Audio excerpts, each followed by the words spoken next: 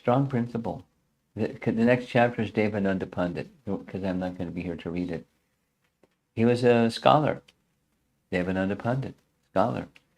And he was reciting Bhagavatam, but he didn't have a proper understanding of Bhagavatam, but as some people do, he was reciting it because it was popular. The pastime goes like this. As he was reciting, Srivas, from the Panchatattva group, Srivas was just passing by. There was an assembly off to the side of the street, and he heard some verses from the Bhagavatam, and he lost external consciousness. And the persons who were attending, I guess you could say, security for Devananda Pandit, they didn't know what was going on. They picked him up and they threw him out. And Devananda Pandit didn't stop them.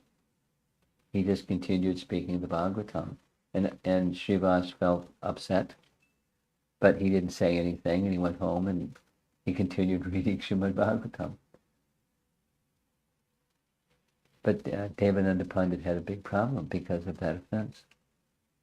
Later, Lord Chaitanya came back to Navadvip after sannyas, at least the place where Devananda Pandit was residing, not in his home, and delivered Devananda Pandit and others who were offenders. But so, offending a Vaishnava is a big deal. It's not just a scare tactic. It's a real, has serious consequences. It's to be carefully guarded against. Devotion, yes. Offense to those who are engaged in devotion to the Lord, that's no.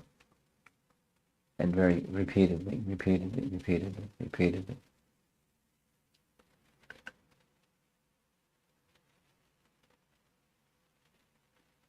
Okay.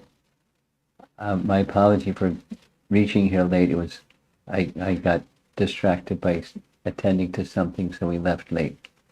Everybody else was ready, and I was distracted. So we started late. We'll end here. See if there's any discussion. You want to pass this little thing? You want to pass the big thing? Okay. Any comments or questions from anybody here?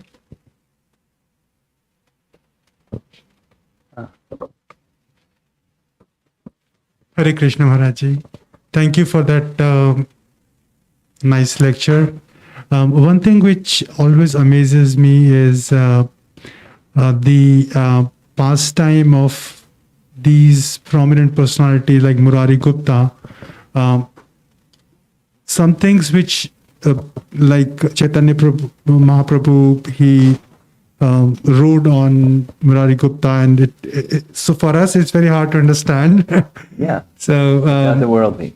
Yeah, it's very hard to understand. So I don't know, when do we get that understanding, and how do we get that understanding? What steps we can do to understand it?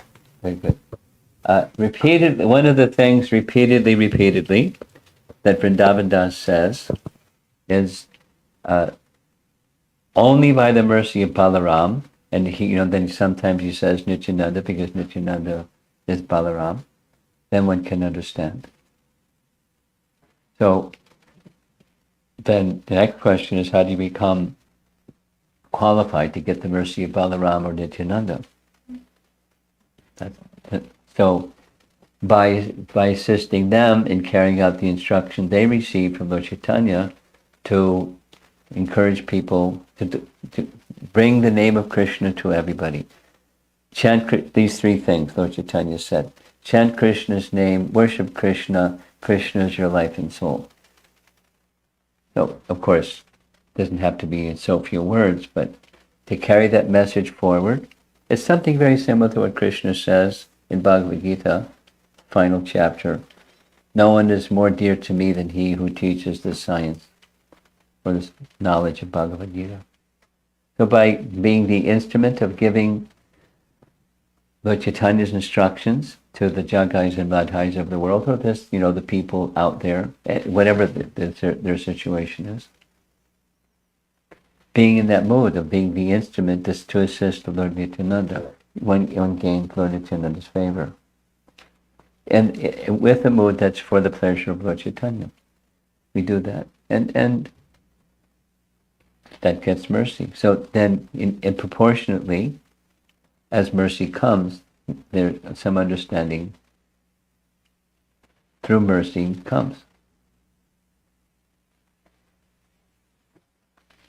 And even before we can understand, in a profound way, Prabhupada's recommendation when hearing these pastimes, Lord Chaitanya's pastimes, one should just try to appreciate. And the appreciation is such loving exchanges. As I was saying, it's otherworldly. It's not normal. That manifesting these forms and calling for Garuda. As you say, what can we understand? But what was that like for the people who were present? And seeing Lord Chaitanya do this, the Murari.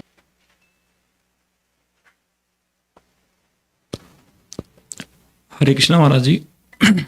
So, you explained that blasphemy is more dangerous than sinful activities. And in general, in this material world, we have the tendency to finding the faults and criticizing the other. So, how can we deal with this tendency?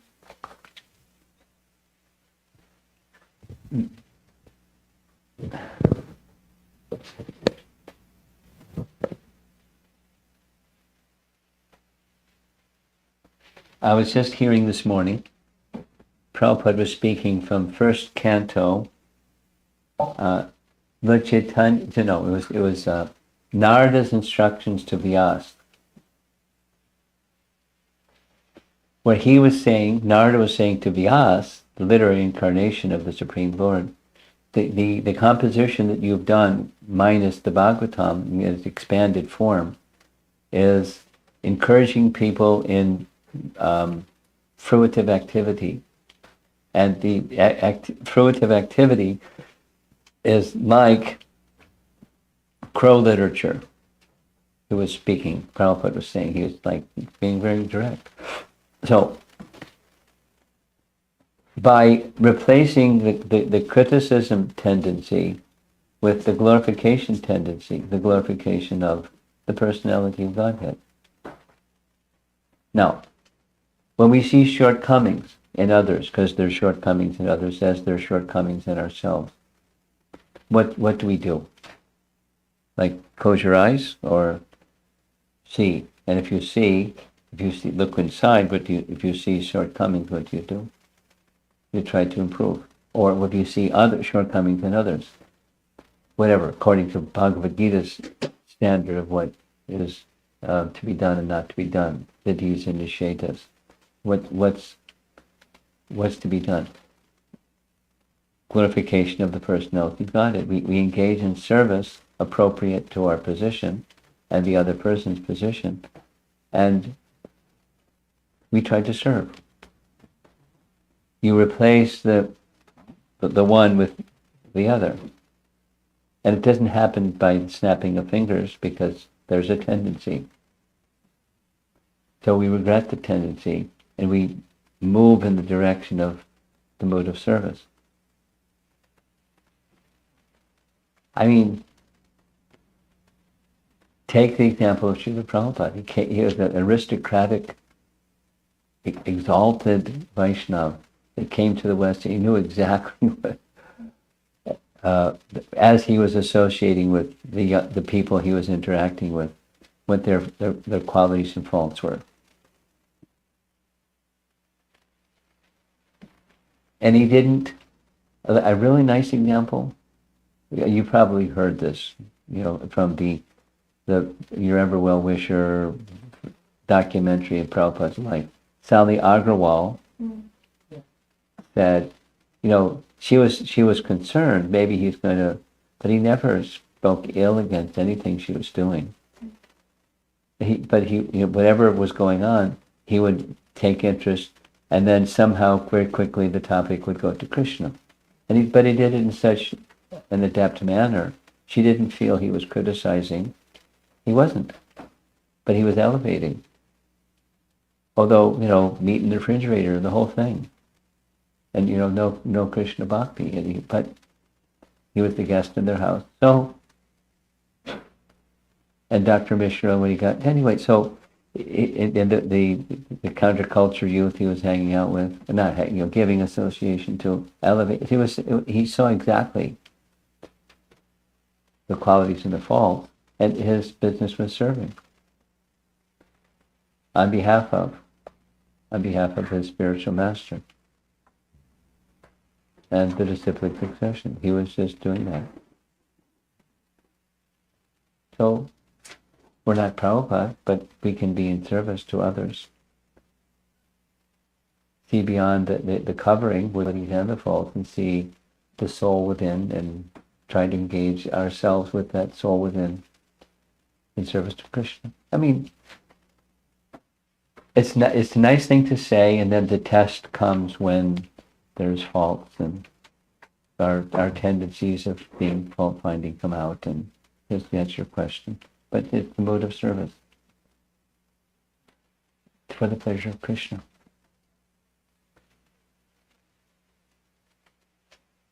And slowly, as we become developed in bhakti, we can understand more subtle ways of how to serve others that are struggling with something.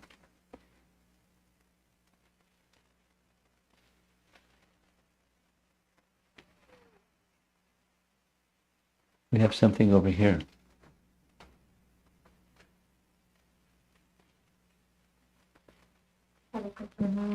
Thank you so much for the class today. First I want to share and then I have a question.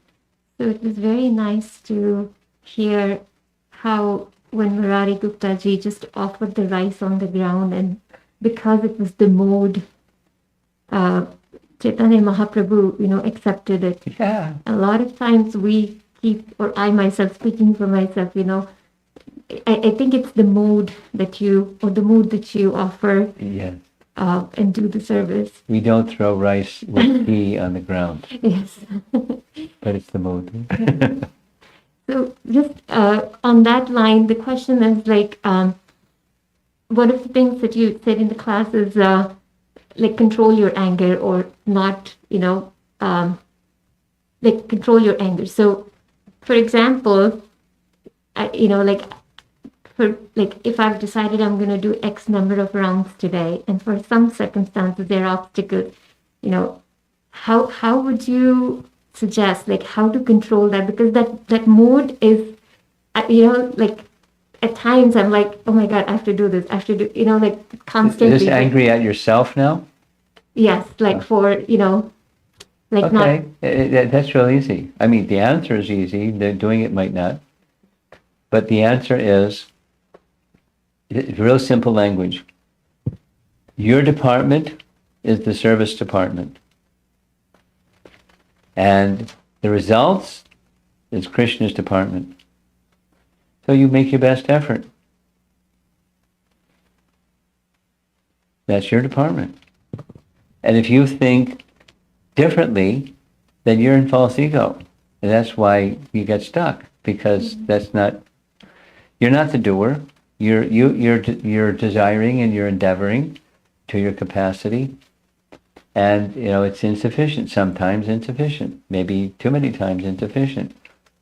But your department is the service department, and you continue to strive according to your capacity, and then the next day you strive according to your capacity, and you just continue to do that until your capacity, Krishna sees your sincere efforts, and Krishna makes your capacity greater, and he bestows the results.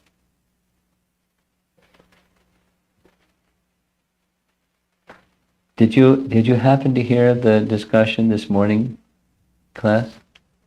In the morning class, we are reading from Uddhava Gita. You know what that is? Uddhava, dear associate, like Arjuna is a friend of Krishna, Uddhava is the friend of Krishna in Dwarka. Uddhava Uddhava. So just before Krishna's departure, Uddhava knows, because he's dear friend, he knows Krishna's going to leave. He can't control himself. Throws himself at Krishna's feet. Please take me with you. And then he asks, a series of questions, but the essence is, I want to know you, but I can't know you because I'm attached. So how to become free from attachments. That's the theme. That's what we're discussing. And the second chapter of Uddhava Gita, it's chapter number 8, but the second chapter, the title of the chapter is Pingala. It's the Pingala Gita. She's a prostitute. And because of some unknown something, there's some authority, the commentary says, some authorities say that Dattatreya was in the city, it was Videha, where she was, and he came to her yard and took rest in her yard, and she did some service, made something nice for him, and cleaned the yard, and although she's a prostitute, but she did a little service. And so Bhakti descended. That was our conversation, part of our conversation this morning. She didn't go trying to, increase her chanting or anything. She had done some service to a supreme, to a sadhu. He's known in the story as the Avaduta Brahmin. But so he did some service to an elevated person. And Bhakti just descended. So for you, if you're making efforts and Bhakti isn't descending, like, what am I doing wrong? Well, Bhakti is independent. You can't hurry Krishna. You can chant Hare Krishna, but you can't hurry Krishna. And so that's the results department. It's up to Krishna. So you continue. You continue. You continue because you have faith in the bhakti process, and you have sadhu sangha. You stay in sadhu sangha and you keep endeavoring, and bhakti descends when bhakti descends. And just by your continuing to make that effort, that's bhakti descending. Because otherwise, you're going to do something else. Become involved in fruitive activities of some kind or another, in a distracted state. So now you're trying to do devotional service in a distracted state, or less than concentrated state. So that's mercy. And count your blessings. And Krishna will give you, let go of the doership mentality. Make the same effort, but it's in the service mentality.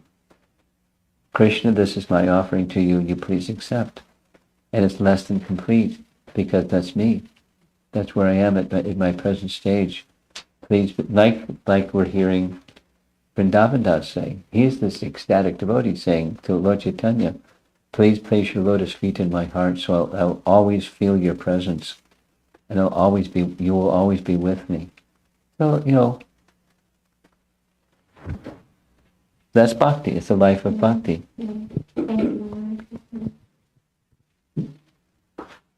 It's not a quick fix like, things of this world. You press the button and something happens.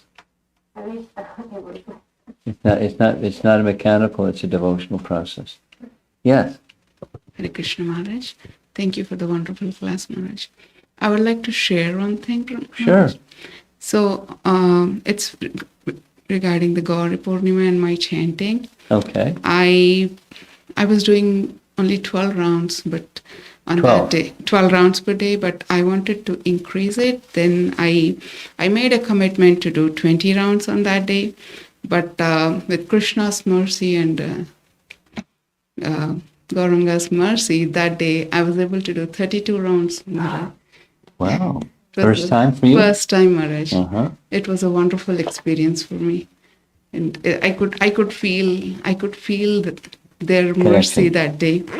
It was so effortless. It was so nice. Ah, He made every situation, everything feasible for me to, it's which not I always, never thought about. it's not always going to be like that. Yes, Maharaj. Sometimes it's like that. And I would like to, today morning I was listening to one lecture in that you were discussing about Sambandha, Abhideya and Prayojana. Okay, Could you please elaborate on that? Sure. Maharaj? all of the Vedas, including Vedanta Sutra, has those three topics. And they're presented in different ways, but all the knowledge of the Vedas, it can be understood in those, through that lens of those three categories. In simple language, you know the meaning, sambandha means relationship. So everything that exists has its source of emanation, and the relationship between everything and the source of emanation, knowledge of that is sambandha. And establishing that relationship by acting in the relationship, the living entity, in relation to things and in relation to the source of things, that's abhideya, that's the activities of devotional service. Because of that relationship, that's our relationship, service. And then when that activity of relationship matures, that's the third stage, or third category, prayojana, the fruit, the goal, the outcome. Sambandha, relationship, acting in the relationship, and the fruit of that acting in relationship, abhideya, and prayojana.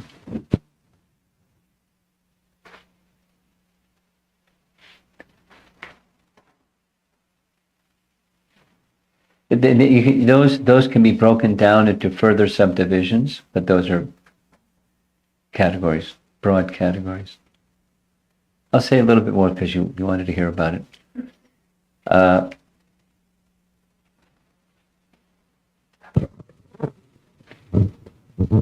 One of our great acharyas is Jiva Goswami. His picture is on the altar on the far right, on the bottom shelf. One of those 6 Goswamis of Vrindavan. So to explain Sambandha, Abhideya, Prayojana, found within Srimad Bhagavatam and within the Vedas, he wrote 6 sandarbhas, which is, sandarbha just means a certain type of literature composed in a certain way. So 6 divisions. And the first 4 deal with sambandha. So, the 1, 2, 3, 4. Tattva Sandarbha, Paramatma Sandarbha, Bhagavat Sandarbha, Krishna Sandarbha. It's all under sambandha. And then acting in the relationship with Krishna, Bhakti Sandarbha. And the fruit, Priti Sandarbha. Or Prema. But he calls it Priti Sandarbha. And that's the totality of the Vedas. It's totality of the Vedanta Sutra, it's totality of Srimad Bhagavatam, it's the totality of the Vedas.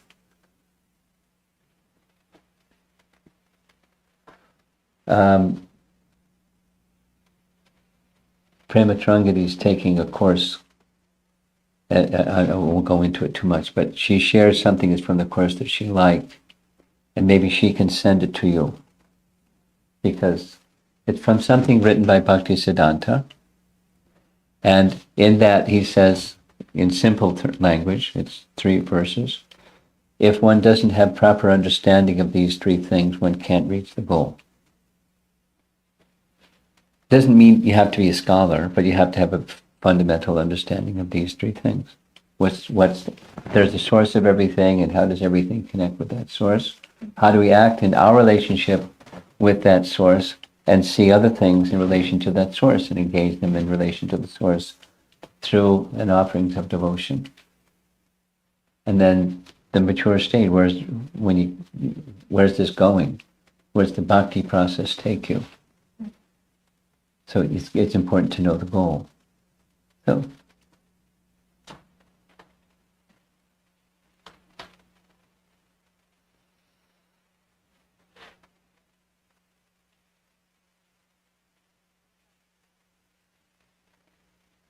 Guru Maharaj, thank you so much for the class.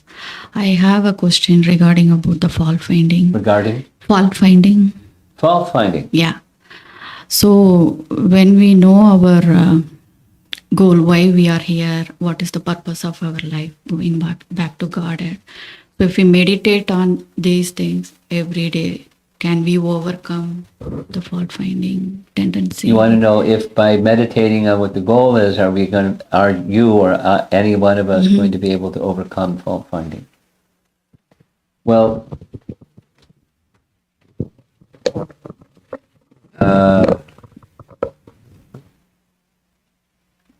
something that I said earlier is the process is a devotional process, not a mechanical process.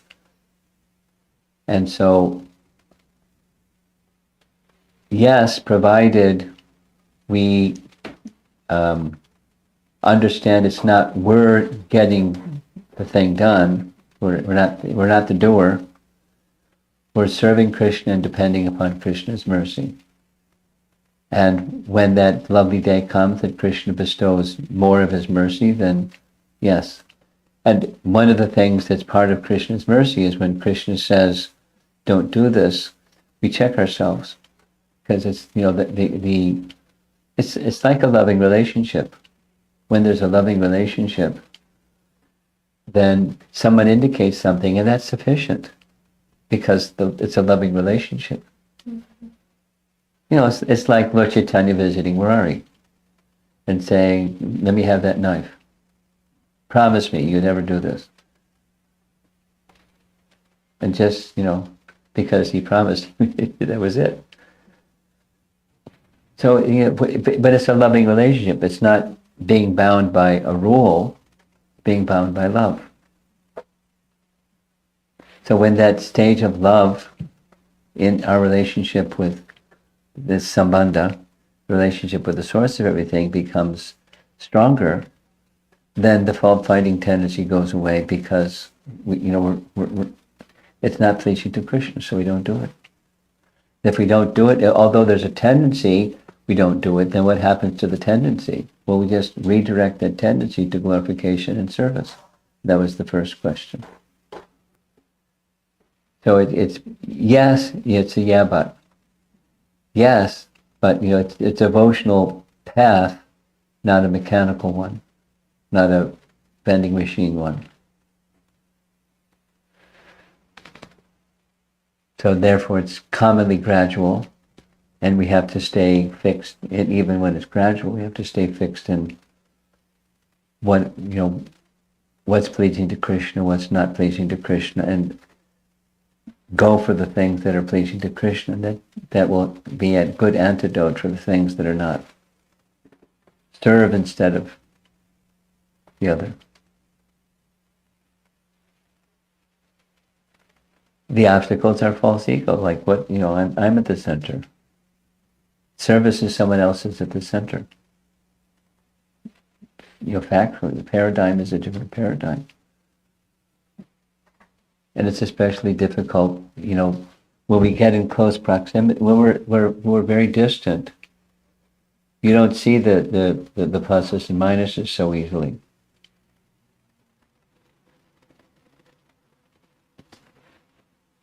I spent some time with Braj Vihari, who was sharing that with me. Because the Potomac Temple, I think I can say this, because the Potomac Temple is in such an expensive area, not so many people can afford to live there. But in places where they have, the temple is in a place where people can afford to live there, they come close together and they start having little squabbles. Because they start to see the qualities and faults of each other, because they're in close proximity.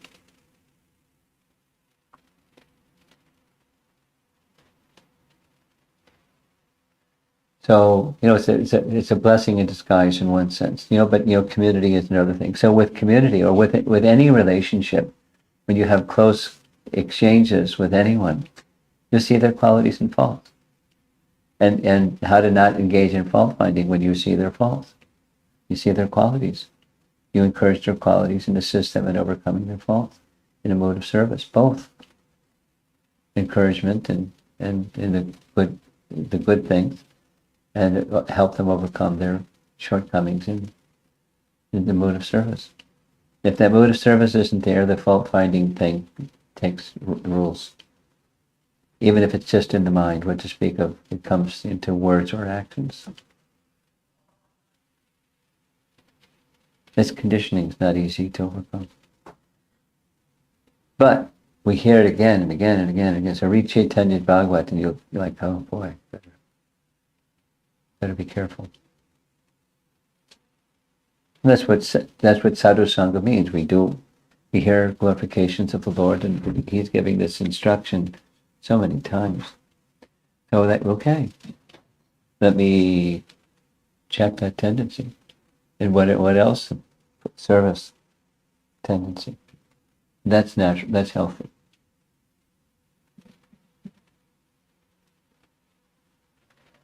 Okay, do we have something online? No? Anybody else?